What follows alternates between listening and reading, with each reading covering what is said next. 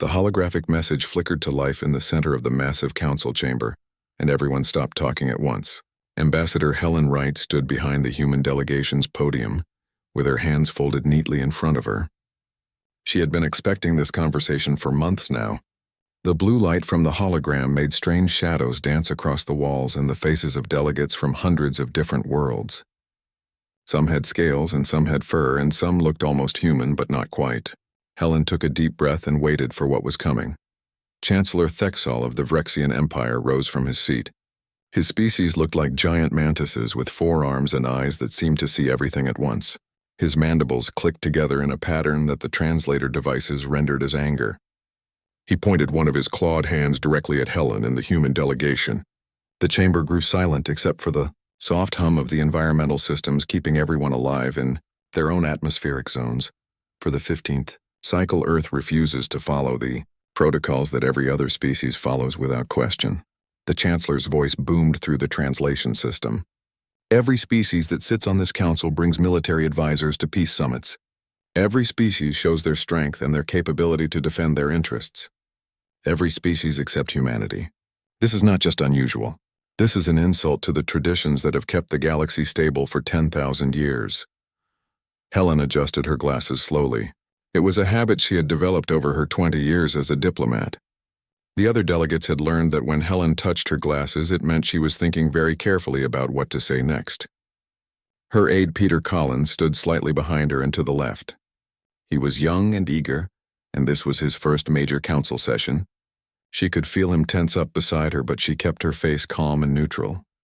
Chancellor, we appreciate your concerns and we understand that our approach seems strange to the council. Helen's voice was steady and clear. Earth's position has not changed since we joined this body 23 years ago. We send our best diplomats and negotiators and mediators to peace summits. Our military has other duties that we consider equally important to galactic stability.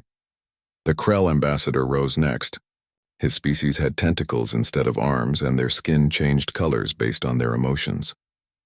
Right now he was flashing deep reds and oranges, which meant frustration. His translator made his voice sound wet and bubbling. Other responsibilities? What could possibly be more important than showing the galaxy that you can be trusted? What could be more important than demonstrating your commitment to the peace that we all work so hard to maintain? Do humans think they are better than the rest of us? Do you think your ways are superior to traditions that existed before your species even discovered fire? A wave of sound rolled through the chamber. Delegates began talking to each other in their own languages.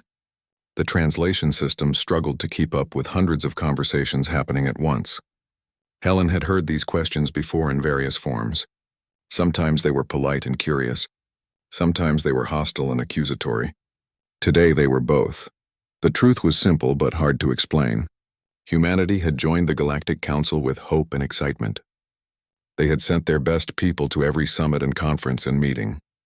They had signed treaties and trade agreements and cultural exchange programs. They had done everything right according to the rules. Everything except one thing. They never sent anyone in a military uniform. Not once in 23 years. Peter leaned forward and whispered something in Helen's ear. She nodded once and then straightened up. She pressed a button on her podium that sent a priority signal to the council speaker. The chamber slowly quieted down as delegates realized the human ambassador had something important to say. The human government has authorized me to make an offer to this council. Helen's words cut through the remaining chatter. We understand that our actions seem suspicious or disrespectful. We understand that words alone cannot explain why we do what we do. Therefore, we would like to extend an invitation to the council. You may send a delegation of observers to see exactly what our military is currently doing. Perhaps seeing their work with your own eyes will answer your questions better than any speech I could give. The chamber erupted into chaos. Delegates jumped to their feet, shouting questions and demands. In 23 years, Earth had never offered such transparency. Their military operations were classified. Their fleet movements were secret. They had always maintained that their armed forces were their own business and nobody else's. And now suddenly they were offering to show everything. Chancellor Thexol held up all 4 of his hands for silence. It took several minutes, but eventually the chamber quieted down enough for him to speak. His eyes were narrowed with suspicion, but there was curiosity there too. He looked at Helen for a long moment as if trying to read her thoughts. She looked back at him without flinching or looking away. "We accept your offer, Ambassador Wright." The Chancellor's mandibles clicked slowly. "The Council will send a joint delegation representing all major species. We will depart within 1 standard week. You will provide coordinates and guarantee safe passage. And you will show us everything. No restrictions. No classified areas. No secrets. Do you agree to these terms?" Helen felt Peter tense up again beside her. These were harsh terms. The military would not be happy about showing everything to potential rivals. But she had her orders from Earth. The President himself had signed off on this.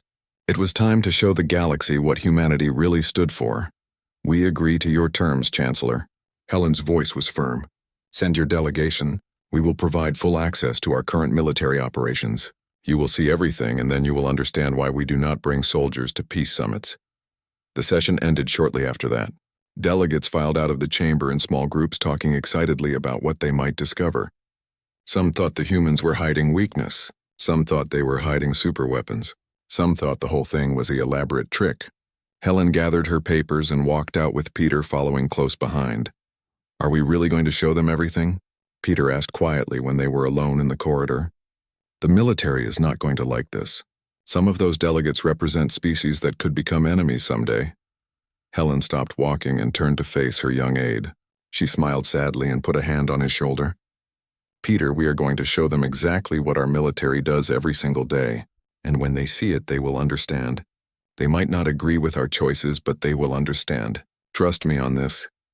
They walked together back to the human embassy building. Helen sent a coded message to Earth Command informing them that the delegation had been approved. Within hours, the response came back. Coordinates were transmitted. Ships were assigned. Everything was ready. In 1 week, the galaxy would finally see what human soldiers actually did while everyone else sat in conference rooms, debating the nature of peace. Helen stood at her office window, looking out at the alien city below. Lights from 1,000 different technologies glowed in the darkness. Ships from hundreds of worlds came and went from the spaceport. This was the dream, wasn't it? All the species of the galaxy working together, building something better than any of them could build alone.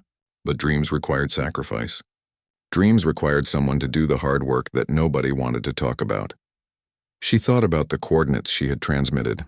Sector 7, the Kelthera system, or what was left of it. The delegation was in for a shock. They thought they would see weapons demonstrations or fleet exercises or strategic planning sessions. Instead, they would see something that most species had forgotten was even possible. They would see what happened when a military force decided that saving lives was more important than taking them. Peter came into her office carrying a datapad. "The delegation list just came through. They are sending heavy hitters. Chancellor Thexel himself is going. The Krell High Admiral, the Forge Master of the Titanics Collective. They are not sending junior observers. They are sending people with real power." Good. Helen took the datapad and scanned the list. Let them send their best. Let them send their leaders and their warriors and their strategists. When they see what we do, they can go back and tell everyone else. Maybe then the questions will finally stop. She handed the pad back to Peter and returned to looking out the window. Somewhere out there in the vast darkness of space, human ships were working. They were always working, day and night. Week after week, month after month. While diplomats talked and politicians argued and councils debated, the soldiers were doing what soldiers do, but not the way anyone expected. The week passed quickly with preparations and briefings and last-minute diplomatic messages. Finally, the day came. The council delegation assembled at the main spaceport with their own ship. It was called Harmony's Light, and it was designed to carry representatives from dozens of different species in comfort. Helen and Peter joined them along with a small human support staff. As the ship lifted off and accelerated toward the jump point, Helen looked back at the council world shrinking behind them. The Harmony's Light dropped out of faster-than-light travel with a shudder that ran through the entire ship. Chancellor Thexal was the first to reach the observation deck, and the first to see what waited for them in normal space. He stood perfectly still for several seconds, just staring out the massive viewport. Then the other delegates began arriving, and one by one they fell silent as they looked at what lay before them. The debris field stretched in every direction as far as their instruments could detect. Twisted chunks of metal drifted past the ship. Shattered hull plates tumbled slowly through the void. The frozen remains of ships and stations caught the light from the distant sun and gleamed like bones in a graveyard. Some pieces were small enough to hold in your hand. Others were the size of buildings. All of it was dead and cold and broken beyond any hope of repair. Helen Wright stood near the back of the observation deck with Peter beside her. She watched the delegates' reactions without saying anything. Some of them had their mouths open in shock. Others were checking their data devices as if they could not believe what their eyes were showing them. The Krell ambassador's skin had gone completely white, which meant he was experiencing deep distress or fear. "This is Sector 7. Helen's voice broke the heavy silence. "It used to be called the Kelthera system. 3 billion people lived here before the Void Scourge came through. Now there is nothing left but wreckage and memories." Everyone in the galaxy knew about the Void Scourge. It was an ancient weapon system that had been sleeping in the galactic core for millions of years. Something had awakened it 18 months ago, and it had begun spreading outward, consuming everything in its path. Entire star systems had gone dark. Billions had died. The Galactic Council had held emergency sessions and declared states of crisis, and sent survey ships to assess the damage. Then they had declared the affected sectors as total losses. Too dangerous to approach, too expensive to salvage. Better to focus resources on defending systems that still had a chance. "Your military is here?" Chancellor Thexal turned to look at Helen directly. His mandibles were clicking in a pattern that the translator could not quite interpret. Why would anyone come to a dead system? There is nothing here to defend. Nothing here to salvage. The Scourge moved through months ago. Not just this system. Helen gestured to Peter, who activated a holographic display in the center of the observation deck. The star map showed dozens of red markers scattered across multiple sectors. Each marker represented a system that the Scourge had destroyed. Each one had been written off by the Council as a complete loss, and each one had a small blue dot next to it: human ships. While we sit in council chambers debating trade policies and border disputes, our military is out here doing what humans do best. Helen's voice was quiet, but everyone could hear her clearly. Every delegate had moved closer to look at the display. Those blue dots represent search and rescue operations, recovery missions, medical support, refugee extraction. Our military has been working in these dead zones for 17 months without stopping. The display zoomed in on one of the markers. Ship identification codes appeared showing 6 human vessels currently operating in this sector alone. Their transponders marked them as military ships, but their configurations looked strange. Too many medical bays. Too much cargo space converted to living quarters. Not enough weapons. Chancellor Thexal was about to ask another question when the communication system activated. A tired female voice came through the speakers asking for Ambassador Wright.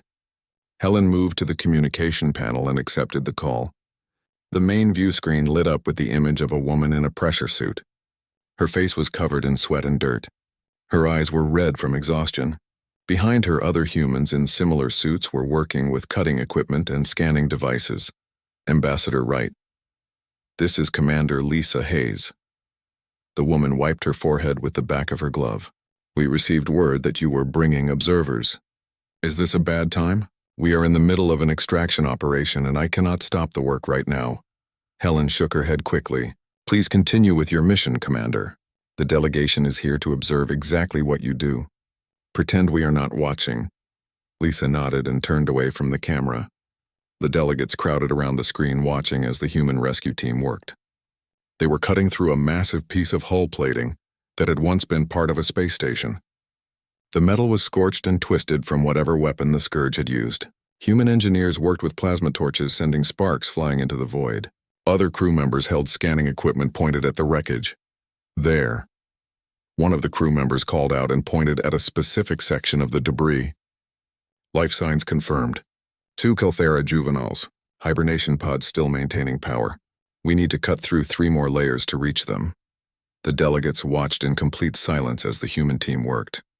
It took 40 minutes of careful cutting, and they had to stop twice to reinforce the structure so it would not collapse and crush whatever was inside. Finally, they broke through the last layer and pulled out 2 small cylindrical pods. The pods were scorched and dented, but the status lights were still blinking green. Lisa Hayes moved closer to examine the pods herself. Her hands moved over the controls with practiced efficiency. Both juveniles are stable.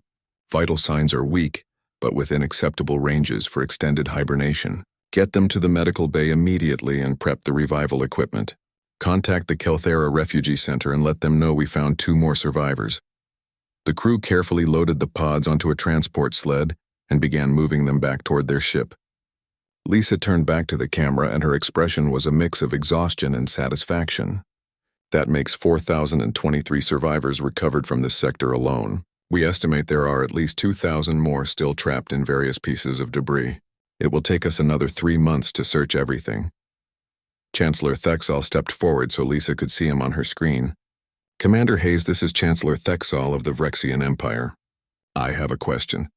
Those pods you just recovered have been drifting in space for 17 months. How did you know they were still functional? How did you know anyone was still alive inside? Lisa looked directly at the Chancellor and for a moment her tired face showed something like defiance. We did not know, Chancellor, we hoped. We scanned every piece of debris bigger than a transport shuttle. We checked every signal no matter how faint. We assumed that where there was even the smallest chance of life, we had a duty to look. That is what humans do. We do not give up on people just because the odds are bad. But this is impossible. The Krell ambassador moved closer to the screen. No species can survive 17 months in a damaged hibernation pod. The power requirements alone would exceed any emergency backup system. These survivors should not exist, and yet they do. Lisa's voice was firm. We have found survivors in conditions that your scientists said were impossible. We have revived people who your medical experts said were beyond saving. We keep searching because every impossible survivor we find proves that giving up is the real impossibility. Now, if you will excuse me, I have work to do. We have detected possible life signs in the remains of a cargo hauler about 2,000 kilometers from here. The communication link closed, and the screen went dark. The delegates stood in silence looking at each other. Chancellor Thexall turned to Helen with an expression that was hard to read. How many ships does your military have assigned to these rescue operations? 42 vessels in search and rescue roles across 16 sectors. Helen pulled up another display showing the full deployment. Another 30 vessels providing humanitarian aid to refugee populations. 18 more engaged in rebuilding efforts on planets that were damaged but not completely destroyed. That represents approximately 60% of our active military fleet. 60%. The Krell ambassador's tentacles writhed in agitation. You have committed more than half your military to rescue operations in sectors that the Council officially declared as hopeless. Do you understand how insane that sounds? The Scourge could return at any moment. You could lose every ship and every crew member. For what? To save a few thousand survivors from civilizations that no longer exist? Peter Collins spoke up before Helen could answer. His voice was young but steady. 3 billion people lived in this sector before the Scourge attack. The Council wrote them all off as dead. Our military has recovered 4,000 living survivors just from this one system. If we applied the same effort to all affected sectors, we could save hundreds of thousands of lives. Maybe millions. Are you saying those lives are not worth the risk? The Krell ambassador opened his mouth to respond, but no sound came out. He looked around at the other delegates as if seeking support, but found none. They were all staring at the debris field visible through the viewport. Somewhere in that vast graveyard, human crews were working, cutting through wreckage, scanning for life signs, refusing to give up even when logic said they should. Chancellor Thexall moved to stand directly in front of Helen. His forearms were crossed over his chest in a gesture that could mean either respect or challenge. The steadfast hope was not what the delegates expected when they thought about a military vessel. Captain John Martinez met them at the airlock wearing a uniform that had been patched in several places and showed signs of long, hard use. He was a tall man with dark hair going gray at the temples and eyes that looked like they had not seen enough sleep in months. He shook hands with each delegate in the human custom and welcomed them aboard with a tired smile. The ship's corridors were narrow and packed with equipment. Medical supplies were stacked along the walls. Portable power generators sat on cargo sleds waiting to be deployed. Every available space seemed to be used for something related to rescue or recovery operations. The delegates had to walk single file through some sections because there was simply not enough room for them to move side by side. John led them through the ship, explaining what each section was used for.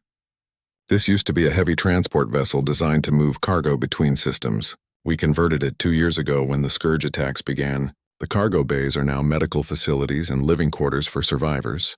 The weapon systems were removed to make room for more scanning equipment and rescue pods. We kept minimal defensive capabilities, but honestly, we have never needed them. They passed through what had once been the main cargo hold. Now it was filled with rows of recovery pods where survivors were being treated. Medical staff moved between the pods, checking vital signs and adjusting treatments. Most of the staff wore human uniforms, but there were also Kelthera doctors and Vrexian nurses, and even a few Krell medical technicians. They all worked together without any apparent concern for species differences. Chancellor Thexall stopped to watch a human doctor working on a Kelthera patient. The patient was unconscious and connected to multiple machines. The doctor's hands moved with careful precision as she adjusted medication levels and checked the healing progress of severe burns. How many survivors are currently on your ship, Captain? We have capacity for 3,000 in various stages of recovery. John's voice was matter of fact. Right now we are at 2,841. We transfer patients to dedicated medical ships once they are stable enough for transport. Then we go back out and find more. The Krell ambassador moved closer to examine one of the recovery pods. The technology was impressive but not extraordinary. Standard medical equipment that any species might use. What struck him was the sheer number of pods and the level of care being provided. Each patient had a dedicated monitoring system. Each pod had backup power and redundant life support. This was not emergency triage. This was long-term comprehensive medical care. They continued through the ship, and John showed them the converted storage areas that now served as temporary homes for refugee families. Children played in common areas under the watchful eyes of their parents. Elderly survivors sat in small groups talking quietly. Everyone looked thin and tired, but they were alive, and that seemed like a miracle given what they had survived. One of the common areas had walls covered in photographs. Thousands of pictures showing survivors who had passed through the Steadfast Hope over the past year. Each picture had a name and a species notation and a date. Some pictures showed individuals. Others showed families. A few showed large groups rescued from the same location. John stopped in front of the wall and let the delegates examine it. 12,000 survivors recovered from Sector 7 alone. John's voice was quiet but proud. Most of them were physically intact, but psychologically shattered. The scourge does not just destroy bodies. It destroys hope. It makes people believe that no one is coming to help them.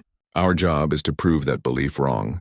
Chancellor Thexall studied the photographs for a long time. His mandibles clicked slowly as he processed what he was seeing. Captain Martinez, your species barely knew the Kelthera before the scourge attacks. You had no treaties with them, no alliances, no economic partnerships. Why sacrifice so much for what are essentially strangers? John turned to face the Chancellor directly. His exhaustion was visible in every line of his face, but his eyes were clear and focused. Because someone has to. Because we can. Earth's military doctrine is not built around conquest anymore. It is not even built around defense. We learned something during our own wars back on Earth. Something that cost us hundreds of millions of lives to understand. What lesson? The Krell ambassador asked. His tentacles had stopped moving, which meant he was listening very carefully. That the true measure of strength is not the ability to destroy your enemies. John gestured at the photographs on the wall. The true measure of strength is the willingness to save people who cannot save themselves. Even when there is no profit in it. Even when there is no glory in it. Even when no one will thank you for it. That is what separates a military force from an armed mob. That is what separates civilization from barbarism. Helen Wright had been standing quietly at the back of the group, but now she moved forward to stand beside John. The Chancellor wanted to know why we do not bring our military to peace summits. Now you understand. Our soldiers are not available for summits because they are too busy preventing the need for future ones. Every life we save here is a person who will not need to be avenged later. Every family we reunite is a family that will not seek revenge. We are not just rescuing bodies. We are rescuing the future. A young human crew member approached and saluted John quickly. Captain, we have a situation in the medical bay. One of the Kelthera survivors is waking up from extended hibernation, and she is experiencing severe distress. Dr. Stevens requests your presence. John nodded and turned to the delegates. You are welcome to observe if you wish. This is part of what we do every day. Not all of it is as clean and simple as pulling survivors from wreckage. They followed John through more corridors until they reached a medical bay that was larger than the others. A Kelthera female was thrashing in her recovery pod while several medical staff tried to calm her. She was making sounds that the translation devices rendered as screaming mixed with words that made no sense. Her eyes were open but unfocused. She seemed to be seeing something that no one else could see. Dr. Stevens was a calm woman in her 50s with gray hair pulled back in a tight bun. She was adjusting medication levels while speaking to the patient in a quiet, steady voice. "You are safe now. The scourge is gone. You are aboard a human rescue vessel. Your children are here with you. They are safe." Everyone is safe, but the Kelthera woman kept thrashing and screaming. John moved to the opposite side of the pod and added his voice to the doctor's. "We found you 3 days ago. You have been in hibernation for 17 months. Your body is weak, but you are healing. Your children are in the next room waiting to see you. Would you like us to bring them here?" Something in John's tone seemed to reach through the panic. The woman's movement slowed. Her eyes focused on his face. She tried to speak, but her voice was too weak. Dr. Stevens immediately adjusted the pod's interface so the woman could communicate through text displayed on a screen. "My children are alive?" The words appeared in shaky letters. "You are not lying to me? This is not a dream or a trick?" John smiled gently. "No lies, no tricks. Your son is named Vel and your daughter is named Kira. They are 9 and 6 years old. They were in hibernation pods right next to yours. We found all 3 of you together. Would you like me to bring them here right now?" The woman nodded weakly and tears began streaming down her face. John gestured to one of the crew members who left quickly and returned moments later with 2 small Kelthera children. The boy was holding his sister's hand tightly. Both children looked scared and uncertain until they saw their mother. Then they ran to the pod and pressed their hands against the transparent surface. The woman inside the pod was crying harder now, but her hand reached up to match theirs against the barrier. Dr. Stevens worked quickly to prepare her for a brief physical contact with her children. It would set back her recovery slightly, but the psychological benefit would be worth it.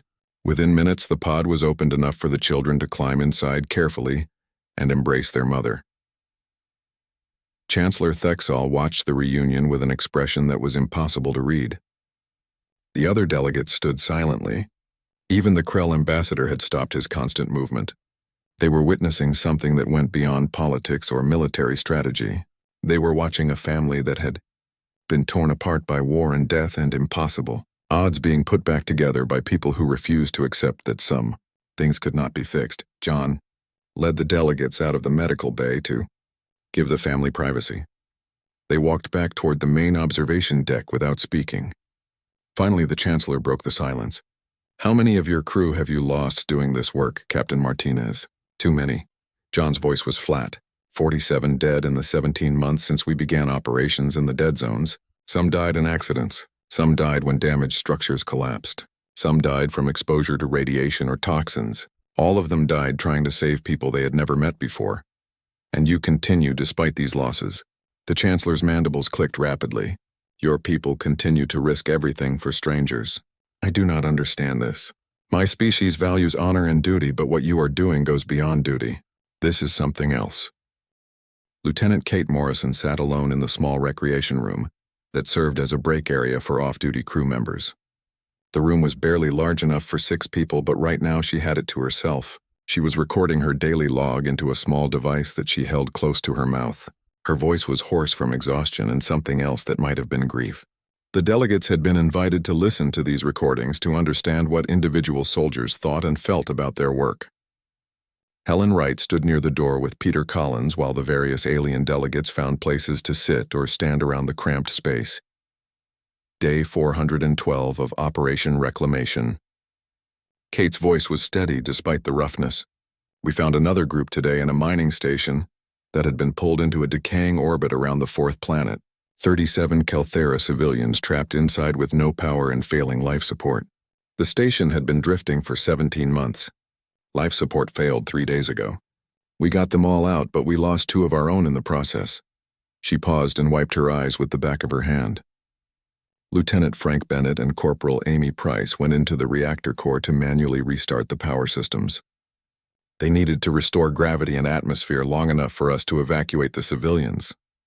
They got the systems online. They got everyone else out safely. The reactor went critical before they could make it back to the extraction point. We found their bodies near the emergency airlock. They almost made it. The Krell ambassador shifted uncomfortably in his position near the wall.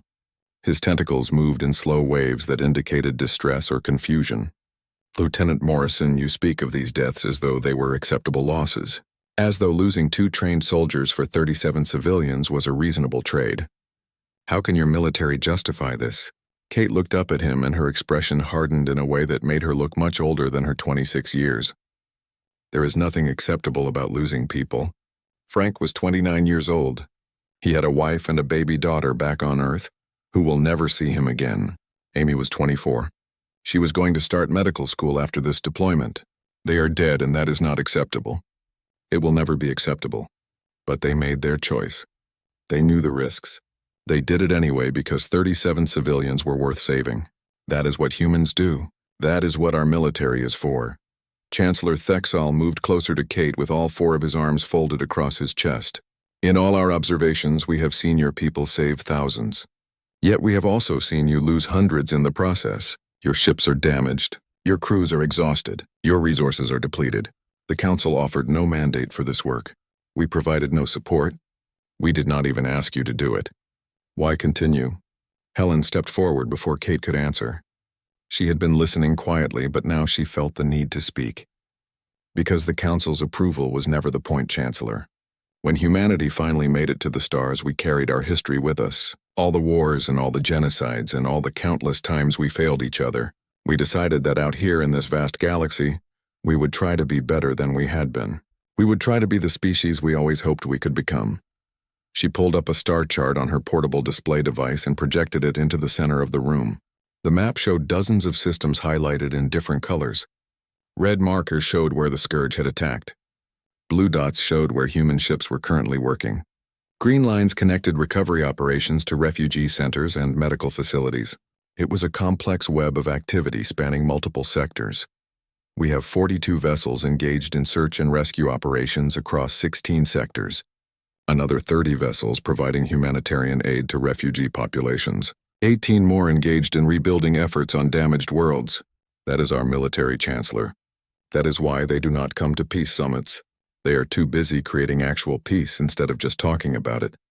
Peter Collins added quietly from his position near the door. Every ship you see on that map represents hundreds of crew members working double shifts. Every blue dot represents thousands of survivors who would be dead if humans had followed the Council's lead and written off these sectors as lost causes. We did not ask for permission. We did not wait for approval. We just did what needed to be done. The delegates stood in silence looking at the star chart. The scope of the human operation was staggering. They had committed more resources to rescue work than most species committed to their entire military. They had lost hundreds of trained personnel. They had damaged or destroyed expensive ships, all for people who could offer nothing in return except gratitude. Kate Morrison turned off her recording device and stood up slowly. She was shorter than most humans, but she carried herself with a confidence that came from surviving situations that should have killed her. She looked directly at Chancellor Thexall with an expression that was neither hostile nor friendly, but simply honest. You came here thinking you would find weakness. You thought Earth refused to show military strength at summits because we had no strength to show. You were wrong. Our strength is not measured in weapons or ships or the ability to destroy our enemies. Our strength is measured in how many lives we can save when everyone else has given up. The Chancellor's mandibles clicked slowly as he processed her words. He looked around at the other delegates seeking their reactions. The Krell ambassador's skin had shifted to a deep blue color that indicated serious contemplation. The Forge Master of the Titanics Collective had not spoken at all during the entire visit, but now his mechanical voice translator activated for the first time. We have made an error in judgment. The Titanics Collective prides itself on logical analysis and strategic thinking. We calculated that human behavior indicated either deception or incompetence. We did not consider that it might indicate a completely different set of priorities than our own. A young human crew member entered the recreation room and saluted Kate quickly. Lieutenant, we have incoming transmission from Sector 9. Another distress beacon has been detected in the asteroid colonies. Command is asking if we can divert 3 ships to investigate. Kate nodded immediately. Tell Command we can have ships there in 6 hours. I will lead the team myself. Get Bennett's replacement up to speed on reactor procedures and make sure all the rescue pods are fully stocked. This might be a long operation. The crew member saluted again and left quickly. Kate turned back to the delegates with a tired smile. That is what our days look like. One rescue leads to another. One survivor gives us hope to find the next one. We do not stop. We do not take breaks. We do not declare sectors as lost causes and move on. We keep working until there is no one left to save. John Martinez entered the recreation room looking for Kate. He nodded to the delegates politely before addressing his lieutenant. Kate, I need you to postpone the Sector 9 mission. We just received word that one of our ships found a large group of survivors in Sector 7. Maybe 200 people trapped in a damaged freighter. The structure is unstable and they need experienced rescue teams immediately. Kate's expression shifted instantly from exhaustion to focus. How unstable are we talking about, Captain? Very. John's face was grim. The freighter is breaking apart. We have maybe 12 hours before it fragments completely. After that, anyone still inside will be scattered across 1,000 kilometers of space. We need to pull everyone out before that happens, then we go now. Kate was already moving toward the door. Get me a full structural analysis and a team of engineers. We will need cutting equipment and probably explosive charges to breach the damaged sections. This is going to be complicated. Helen watched Kate leave with a mixture of admiration and sadness. She turned to Chancellor Thexall and saw that he was watching too. His expression was impossible to read, but his body language suggested that he was finally beginning to understand something important. She decided to push that understanding a little further. Chancellor, that young woman has been on active deployment for 412 days straight. She has participated in over 60 rescue operations. She has saved more than 300 lives personally. She has watched friends die. She has been injured twice. She has every right to request rotation back to Earth for rest and recovery. Do you know what she does every time someone suggests it? The Chancellor shook his head slowly. His mandibles had stopped clicking entirely, which meant he was giving her his complete attention. She volunteers for one more mission. Helen's voice was soft but clear. Just one more, because there is always one more person who needs saving. One more family that can be reunited. One more survivor who proves that hope is not dead. That is what drives our military. Not orders, not duty, not even honor. Just the simple knowledge that they have the power to make a difference, and the refusal to waste that power on anything less than saving lives. The Krell ambassador moved away from the wall and approached Helen directly. His skin was now showing patterns of orange and yellow, which indicated respect and acknowledgement. Ambassador Wright, we came here with questions. The final day of observation began with a ceremony that the delegates had not expected. Captain John Martinez had invited them to gather in the main hangar bay of the Steadfast Hope, where the entire crew had assembled in their dress uniforms. The hangar had been cleaned and decorated with banners representing every species that the ship had rescued over the past year. Kelthera symbols hung beside Vrexian emblems. Krell patterns were displayed next to Titanic's geometries. It was a gallery of survival and hope, created by people who understood that every life mattered. Equally, Commander Lisa Hayes stood at a makeshift podium wearing a crisp uniform that looked strange after the delegates had only seen her in work clothes and pressure suits. Her face was clean, and her hair was properly styled, but her eyes still showed the deep exhaustion that came from months of relentless work. Behind her stood rows of human crew members at attention. They looked tired and worn, but they stood straight with pride in their posture. Today we remember those who gave everything so that others might live. Lisa's voice carried clearly through the hangar without needing amplification. We remember Lieutenant Frank Bennett and Corporal Amy Price, who were lost during the Mining Station 7 rescue operation 3 days ago. We remember Sergeant Chris Palmer, who died shielding Vrexian children from falling debris during the Outpost 12 extraction 2 months ago. We remember Dr. Linda Shaw, who stayed with infected patients on Quarantine Station Alpha until a cure could be found and paid for that choice with her own life. The list continued with 47 names in total. 47 humans who had died in the 17 months since the Scourge attacks began. For each name a bell rang once and its sound echoed through the hangar like a heartbeat. Each ring was followed by a moment of silence. The delegates stood respectfully during the ceremony, but Chancellor Thexall noticed something that troubled him deeply. Many of the crew members were crying.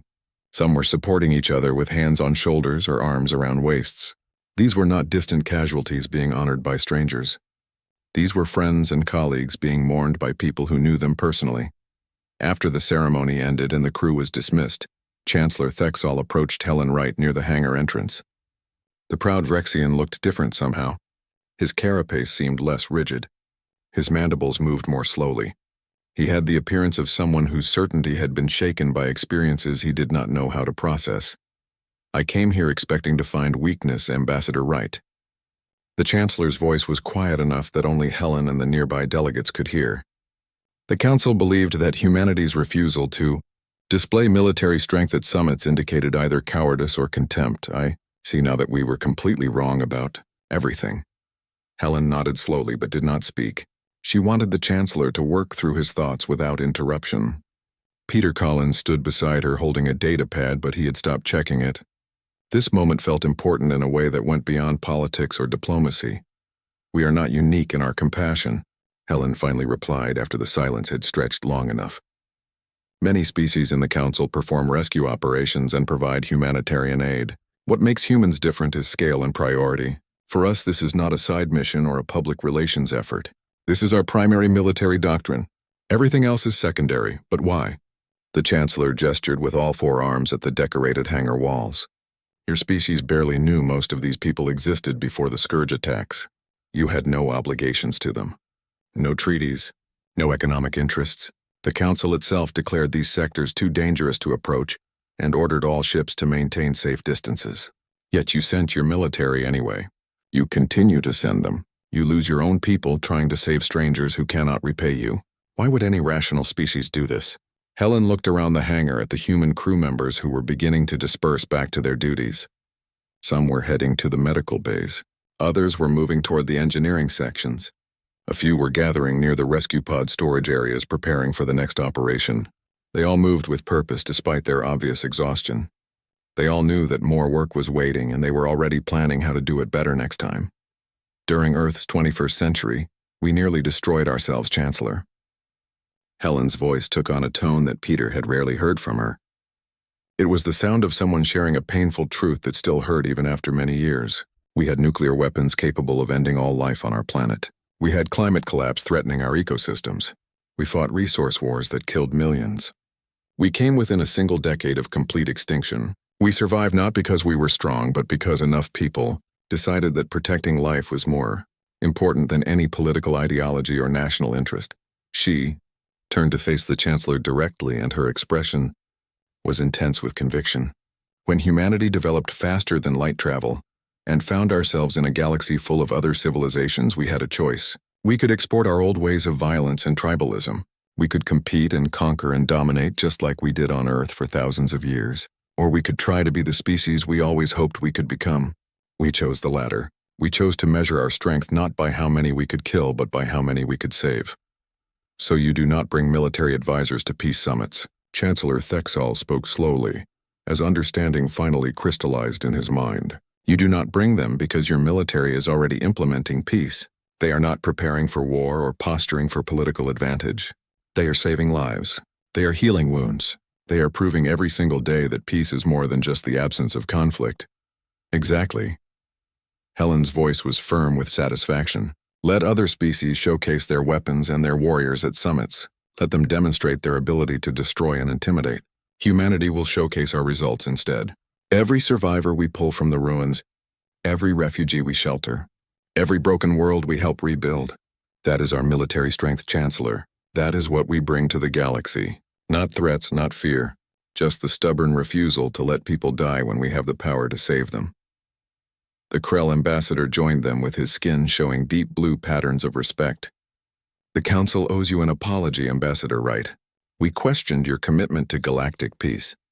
We suspected your motives. We demanded explanations for behavior that we saw as suspicious or disrespectful, but you were never obligated to explain yourselves to us. You just kept working. You kept saving lives. You kept proving that actions matter more than words." Helen smiled, but it was a tired smile. "Keep your apologies, Ambassador. We do not need them. What we need is support, medical supplies, engineering equipment, transport vessels, trained personnel from any species willing to help. If the Council truly wants to understand human military doctrine, Then join us in implementing it. There are still millions of survivors out there waiting to be found. The scourge is still spreading. More worlds will fall before we find a way to stop it completely. Our military will keep searching and rescuing and fighting to save every life we can reach. But we cannot do it alone forever. The Forge Master of the Titanics Collective finally spoke again with his mechanical voice translator. The Titanics Collective will provide 50 engineering vessels equipped with advanced scanning and cutting equipment. We will also assign technical specialists to train in human rescue procedures. It is the logical response to this situation. Allowing survivors to die when rescue is possible represents an inefficient use of galactic resources. Chancellor Thexal straightened to his full height, and his mandibles clicked with determination. I will bring this to the full council. Humanity will have whatever support we can provide, and perhaps the next peace summit will look very different. Perhaps we have all been measuring strength by the wrong standards for too long. Perhaps it is time the galaxy learned that true strength comes not from the ability to wage war, but from the courage to prevent it. Helen felt something release in her chest that she had been holding tight for years. This was what Earth had been hoping for since they joined the Galactic Council. Not admiration, not fear, just understanding. Just recognition that humanity's way of doing things had value, even if it seemed strange or inefficient by traditional military standards. That is all we have ever asked for, Chancellor. Not praise for our military, but understanding of our purpose. Peace is not created in conference rooms and summit halls. It is created out here in the dark between stars. It is created one life saved at a time, one family reunited at a time, one person choosing hope over despair at a time. That is what our soldiers do while others talk about peace. They create it with their hands and their courage and their absolute refusal to give up on anyone. As the delegates prepared to return to their observation ship, Peter Collins stood beside Helen watching them go. He had been quiet through most of the visit, but now he had a question that had been bothering him. Do you think they really understand? Do you think anything will actually change?